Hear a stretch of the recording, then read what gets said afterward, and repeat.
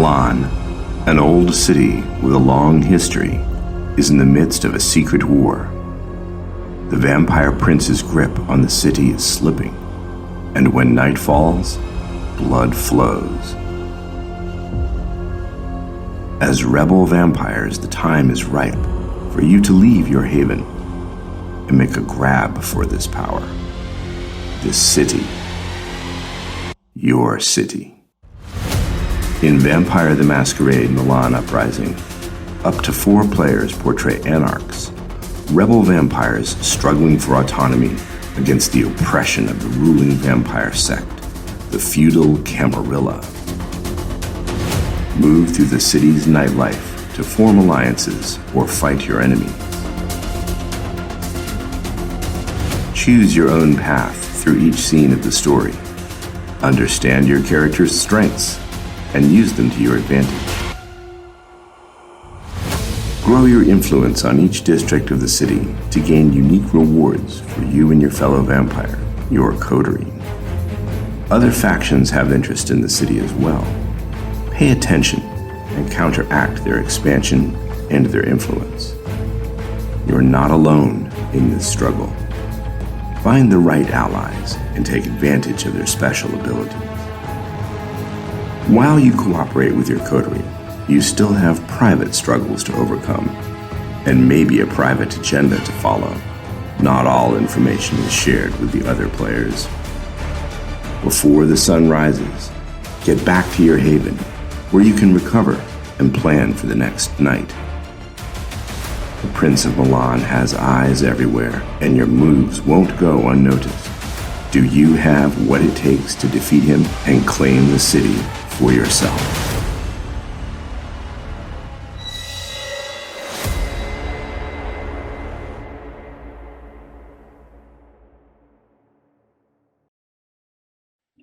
Hello everyone, and welcome to the special video interview in which we are celebrating the crowdfunding campaign for Vampire the Masquerade Milan Uprising. With me today are Paolo and Davide, and I would like to start with a quick introduction of yourself and your company. Paolo, could you start by telling us of what do you do on this project? Sure, I'm the lead game designer and product owner on the game. And I leave the word to Davide. Yes, I'm Davide, and I'm the founder and CEO of Explore, the company. And I just help Paolo if and when he needs. But he is doing so much good job with all his team that he doesn't need me. Amazing. So this video started with a little trailered video that showcases what Milan Uprising is. It's a very interesting combination of a physical and digital board game, and today we're going to dwell a little bit deeper on what this game exactly is and what it entails.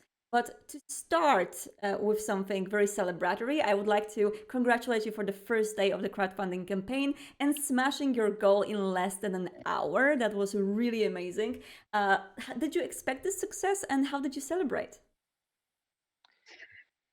We were hoping for the success, but we didn't expect it so quickly. Also because usually on the crowdfunding campaigns, the goal that is officially declared is very low. In our case was 100,000 euro.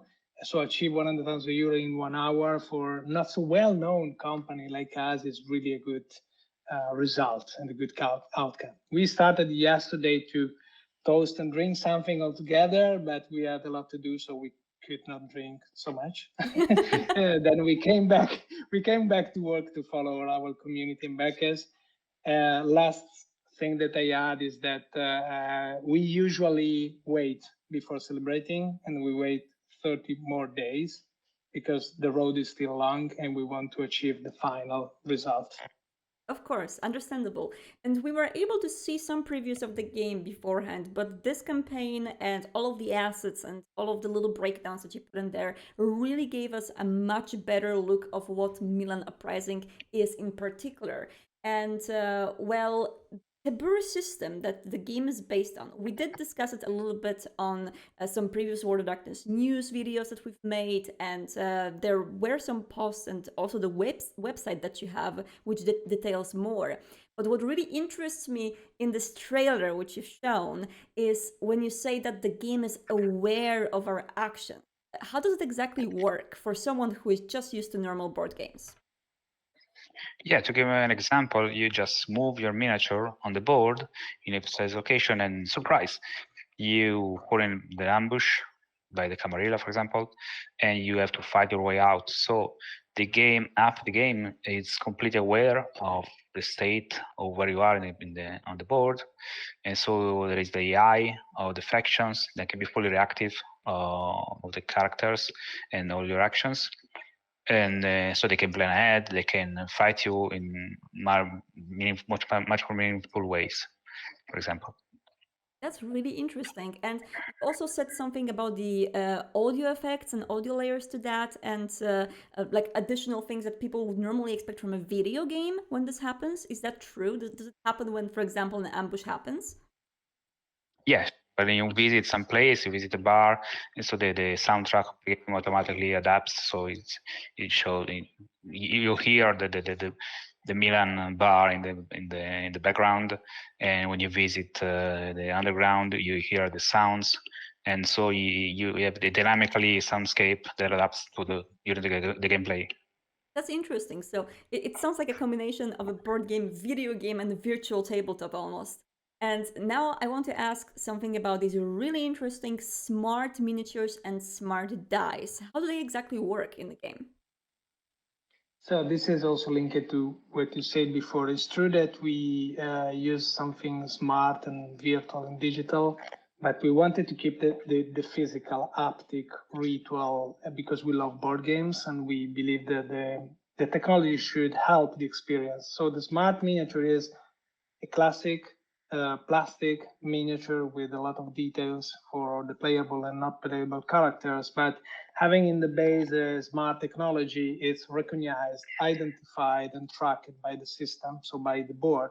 So wherever you move the miniature, then the system knows, communicated with the app, and the app knows that your vampire character is gone in a specific district. So, as Paolo said, the sound change, the situation change, and the system let you know what's going to happen now. Maybe a hidden event based on the fact that you are a specific character who can face there some of his own personal enemies. Maybe if Paolo character is going there, that's not happening because it has a different background and there's a different agenda and so on. So the smart miniature work in this way that is identified and tracked on the board. And the smart die is also another mission that we got from the very beginning, that we wanted to keep this physical ritual to shake and roll the dice, like to have the control of your fate. I mean, I played Vampire as a role-play game for 30 years up to now, since I was a very young guy. And rolling the dice is always, like role-play games, a key moment. Same is for board games using dice. So we wanted by purpose to keep the physical die, but they are smart. So it means that they have some technologies and sensors inside, so you can shake and roll them wherever you like. You don't need to roll them on the board. You can roll them even on the floor. They are just Bluetooth linked to the app, and the app knows which is the result they do, so which is the face up. And with all the modificators, contextual situation that you are living in that exact moment, the app does all the heavy lifting of the calculation, telling to you if they are success or not, and so on. So giving you automatically also the outcome of your test. That's super fascinating. There is a tech side that we are discussing, but there's also the aesthetic side. And on the aesthetic side, I have to say, Prospero's miniature is just gorgeous, and like the whole concept is just so amazing. So I've seen in the video where we have Prospero the prince sitting in the middle of the board, and then players are, surrounding him. It seems like the prince is kind of like rotating to see what other people are doing and try to track their actions. How exactly Prospero works in the game, and what is the lore behind him?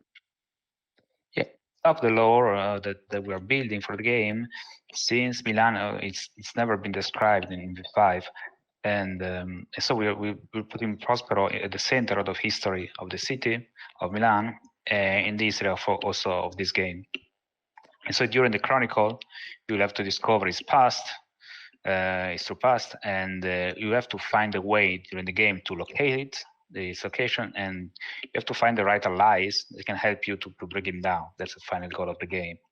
The miniature itself, I agree, it's really cool, but it's actually not required to play. But it may have some hidden functionality that you will probably discover during the crowdfunding campaign. Ooh, all right. We will look forward to find out something hidden about Prince Prospero. Every prince has their secrets, so I see that Yes. Prospero is not different. Perfect. And as we are talking about the lore behind the game, can you tell us what is the status of Milan in your game? Mainly because a lot of people are wondering, what is happening in this city in V5? What is happening in that city? And I want to know, what is your vision of, or how is Milan in V5, in Vampire the Masquerade, with its kindred factions and with kindred trying to get some chunk of the city? What's the status of the city? So the city is officially ruled by Camarilla. Officially. Officially, let's say. And that's why, also discovering something about Prospero, the players will understand what happened before. So also knowing already officially, we already said it, that Prospero is from La Sombra, you can easily already understand that there's something hidden behind. So on the other side, we have also a situation where the prince, being old, ancient, and powerful, have of course some enemies on one side, and also he feel the call from the ancients. So he is slowly losing some power, losing some allies, and so on. But not to spoiler the story, the fact is that that's the perfect moment for the Anarchs to try to get the city, because the real most powerful vampire that was keeping with the iron fist and his teeth the control over the city, now is losing some of his power, is losing some of his allies, and some of his secrets are coming out. So the Anarchs are taking the opportunity, and the characters are exactly representing one of the emerging coteries of the Anarchs who try to become known, who try to show how brave they are, and to try to enter in Milan, to infiltrate Milan, investigate, and then inflame the city against Prospero and the Camarilla. On top of this, in order to create not a one-to-one faction battle, even if we all know that in Vampire always there are plots and subplots, there's even anyway a third faction that is the Inquisition. And the good thing, in my opinion, that Paolo and the team did on the game is exactly the fact that you see on the map how Camarilla moves and how you moves to control the various districts, but then during the day you are not active. Mm-hmm. And so why there's a stage of the game where you go to your haven in order to hide and protect from the sunlight. And then when you wake up, you discover what the Inquisition did, so where they went and what happened during the day. So you have both a night struggle against Camarilla, and then you have something happening during the day that you could not control, and then you have to react to the night after. Amazing. So we did have a little bit of a glimpse of, the clan of the prince, at least. And of course, clans and different playstyles is one of the key factors to a cool Vampire the Masquerade experiences. And can you tell me a little bit more about what kind of experiences, maybe clans, can we experience from this game? Yeah, you can see on the crowdfunding page with 7 playable characters. The clans are the Bruja, Toreador, Nosferatu, Tremer, Ventru, Gangrel, Mascavian, which are the clans of the base manual. And all of them, for some different personal reasons, have joined the Anarch cause. And so at the start of the game, you select, the player can select 4 of these 7 characters, and they create this Anarch coterie. And absolutely, during the game, you take advantage of the statistics of each of the characters. So the one stronger is in physical, one in social, one in mental, to gain more advantage during the dice test. Interesting. I really want to see how it differs in between the clans in game, and I can't wait to maybe see some previews of the gameplay to get to know that more. But speaking of previews of the gameplay, in the video that you attached to your Kickstarter campaign, to your crowdfunding campaign, there is actually devices which seem to be present as the players play, and that is a tablet and also a phone. Is that the default device setup that you have to have these two devices in order to play the game, or what's the preferred or just needed device setup in order to play? Yes, so this first of all, the system is very flexible and dynamic and automatically identify which devices wants to connect in order to be used for the gameplay. We decided from the very beginning of the Taboo project to grant the playability of any game for the platform with one device. So you can play even with just one iOS or Android small smartphone, you can play the game. So everybody looks or can listen when there's a, let's say, storytelling time. On the other side, they pass it around turn by turn in order to use their own character. And that's the minimum configuration. So minimum is one device. Any one of the player can use its own device, download the free to download app, and then start playing. The ideal configuration on the opposite side is to have a bigger screen that could be a tablet, or as Paolo is on the back, let's say a big screen that is linked maybe to a PC to run the storyteller, let's say, role through a main device. And then ideally, one device for each player. So each one can use his own phone or tablet, download the app, and play as a personal dashboard, as a character sheet with also the hidden secrets, statistics, and so on. Also because there are some hidden objectives and so on. So if you pass it around turn by turn, when it's my turn, I look at them and I look for my characters. But if I have my own device, even when you play, I can look at my secret agenda sometimes to understand and to plan my action forward. But then, just to conclude, the system automatically adapts to what happens, even dynamically. So I would say the recommended situation is one bigger device for everybody as a storyteller, and at least one device to pass around. Mm-hmm. Ideally is one big device and one smartphone each. And then also the system automatically adapts dynamically during the gameplay. So if maybe one device runs out of battery or needs to go away for a phone call, then the system automatically asks to the other people who wants to take control of this character. So on which device we take control of that character. That's how it works. That's really nice. I like that you thought about those potential scenarios that someone's phone may start ringing, someone may have to, go for a longer bathroom break or something. And that also gives me a little reminder to people who are watching this. There's also a saving feature, which honestly is such a lifesaver when it comes to board games. I wish more board games had just a, save feature so you can remember exactly where your pawns were. But when it comes to the play and playing with other people, this is of course a question that we got from some community members already who say that they live remotely, they live far away from other folks who would be interested in playing this game. And I saw that there is a possibility of playing online with other people. Can you tell me a little bit more about that? Sure, it's a feature we showcase videos, gameplay videos. It's we make sure that it was very easy to set up, and so both players need one Taboo board and at least one device, and they need a connection so they can talk to each other. And so one player just set up his game and send the code to the other one, and they're connected. And so when one player moves or acts on the game, the other gets a notification, and he can do the same move on its side.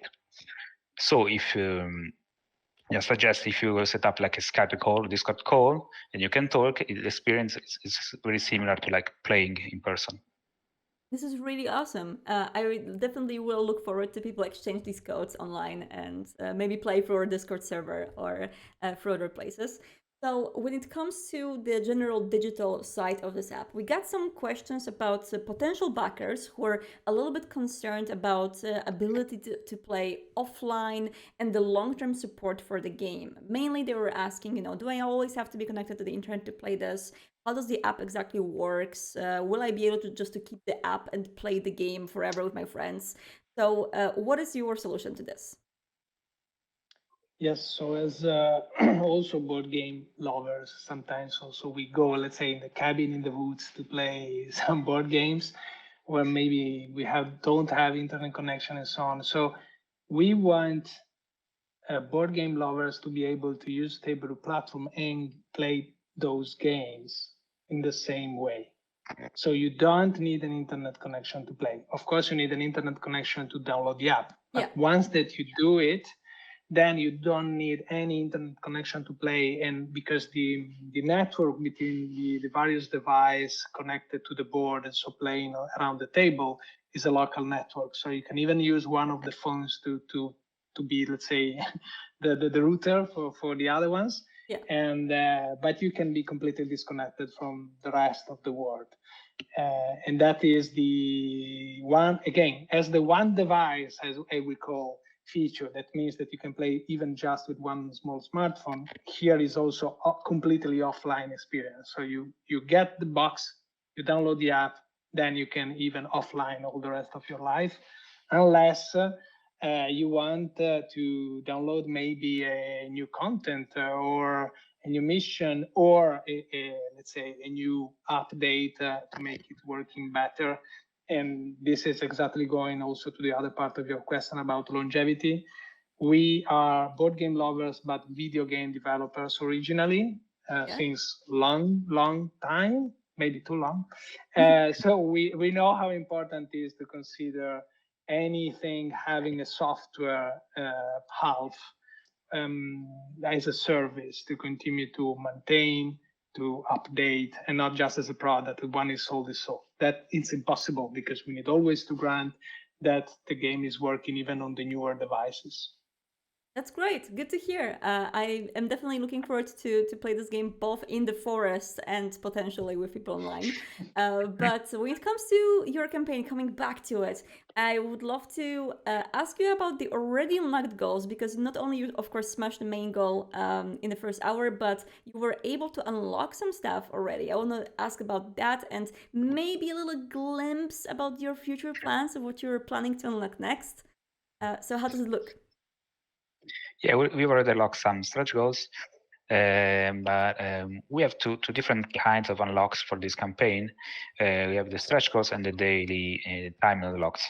So with the stretch goals, we just want to thank the community, our backers. We're giving like improved materials for all the pledges, for example, lean and finish on the board and the tokens, and also additional digital content for the game app. Meanwhile, the daily the time the reveals, instead they unlock new add-ons. And at first, the backers will discover all the question marks that you will see on the collector's pledge, and I can anticipate that there will be like some narrative expansions, as if you can imagine.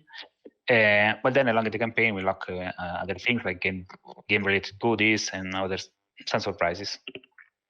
Awesome. That sounds really good. And for people who are still, kind of like waging whether to back or not, what is the benefit of backing the game right now? And if, for example, someone doesn't have funds right now, but maybe is looking forward to buy it in the future, will the game be available after the crowdfunding campaign is over? Yes, so for sure, we intend to open the pledge manager also to external backers. So the late pledge will be available also for people who had not the opportunity to back during the campaign. But on the other side, we let's say tried to stimulate people to participate during the campaign for various reasons. The first one is a tool that GameFound offer and that we use, that is the opportunity to split the payments. So that you don't have to pay all in once, but you can split the payment monthly in an automatic tool from the platform. And that could help someone. That's really nice. Also because it's quite a premium game. And second is, let's say, the main purpose of crowdfunding. That is, we are building the game together with the community, and it's not just an economic support to make it happen, but it's really a participation. We listen to the community, and then after when the campaigns ends, then we take in consideration all the inputs of all the backers, all the comments, in order to make the very final version of the game design with all the details, and then we complete the production. So who attends during the campaign have the opportunity to participate even more, to feel more the product than also with and by himself. But technically and economically, there are tools both to split the payment and to back later on the late pledge that will open in September. That's really nice. Thank you so much for thinking about this, Per, just because, of course, it's a premium game. It might be a little bit costly, too costly for some people to afford the whole game at once. But I'm super happy to see so many people already supporting you and doing their pledges. And I cross my finger for the rest of this campaign to go as well as the first day, because it was amazing to witness. And yeah, there's a lot of work and love to both the setting, the city, and board games themselves put into this game, and I think it's clearly visible. So I want to wish you good luck on this, and I would love to hear more from you. Yeah, something. Sorry, I forgot something, because we have. Sorry if I interrupt you.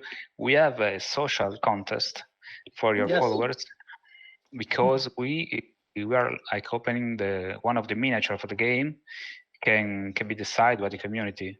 Ooh. So if one of you can send the look, or even one of your photo, or the look you want to give to this character, we will produce the concept art and the miniature, and it will be in the game for the backers. That's so good. How can people participate in this one? Yeah, they have to follow the link. We will find it in the first update of the campaign, and also on our socials. And they just have to do some entries, and share the campaign and telling their preferred clan, and then they can send us a photo of how they imagine this character. There will be a goal in the game, and character can be played in the game. That's amazing. I'll make sure. As an ally.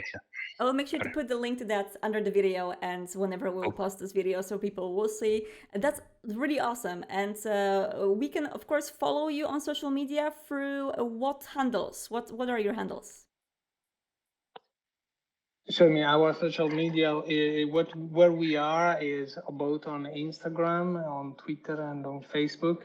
And we try to always convey all the project under the Tiburu Games account, so that also we grow up the community game after game in order to have a bigger one. Perfect. I'll make sure to put all of these links in the description. But in the meantime, thank you so much for joining me today and for sharing this really awesome project with us. And yeah, I wish you good luck on this campaign. And thank you. Yeah, thank you so much. See you later. Bye-bye. Thank you. Bye-bye. Bye.